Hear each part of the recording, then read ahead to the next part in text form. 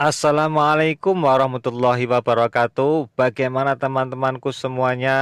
Semoga baik-baik selalu ya teman-teman. Salam kopi inspirasi 81. Tetap semangat kawan-kawan petani sawit swadaya di seluruh Indonesia ataupun dimanapun Anda berada. Baik teman-teman, di tengah polemik sekarang ini murahnya buat sawit, tetapi saya selalu mengingatkan kepada kita semuanya agar jangan terlalu terlena dengan harga-harga itu juga.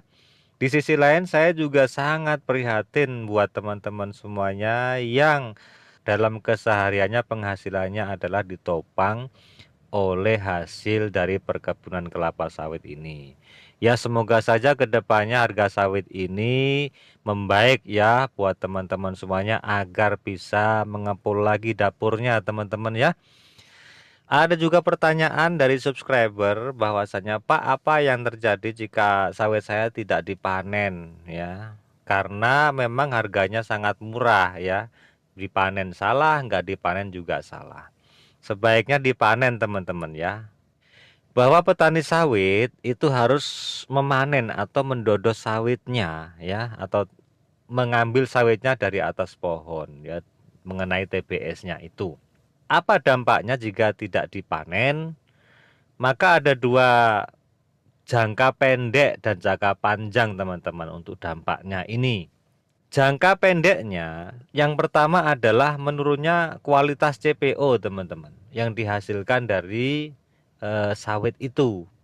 Karena yang terjadi adalah terjadi kenaikan asam lemak, makanya kualitas CPO-nya akan menurun. Nah, dampak yang kedua untuk jangka pendeknya itu juga mengalami karena dia terlalu matang, dampaknya adalah menjadi busuk. Nah, berondolan semakin banyak sehingga menyulitkan pekerja panen dalam mengutip berondolan.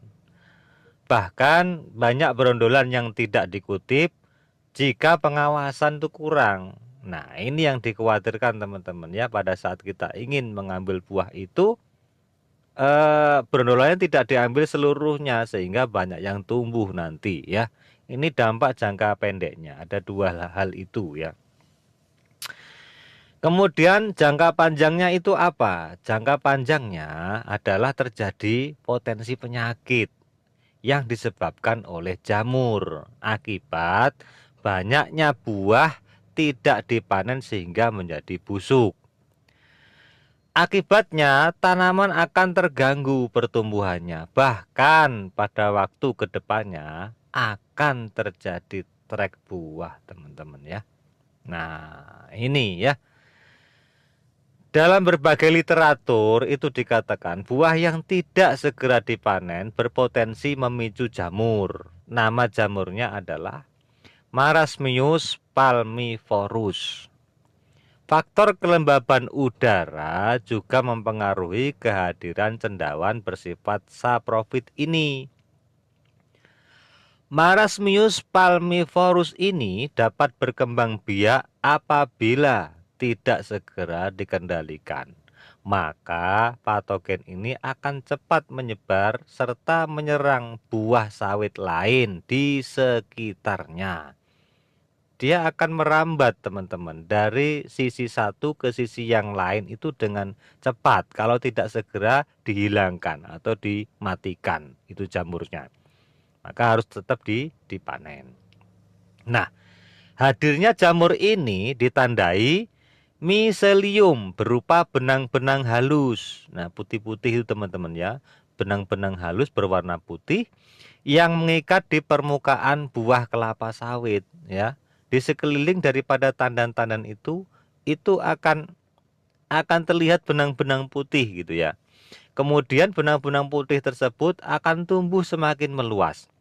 Selanjutnya, jamur akan melakukan penetrasi ke dalam lapisan daripada daging buah sawit itu sendiri, sehingga mengakibatkan timbulnya kebusukan. Memanen itu juga termasuk daripada memaksimalkan daripada perawatan. Nah, tanpa pengendalian seperti ini, yaitu dipanen, itu petani juga akan nantinya ke depannya, jauh-jauh ke depannya itu juga akan mengalami kerugian yang besar akibat tidak dipanen ini teman-teman. Makanya walaupun dengan harga yang murah ini teman-teman, itu teman-teman harus tetap memanennya dikala sawit kita ini sudah mulai masak.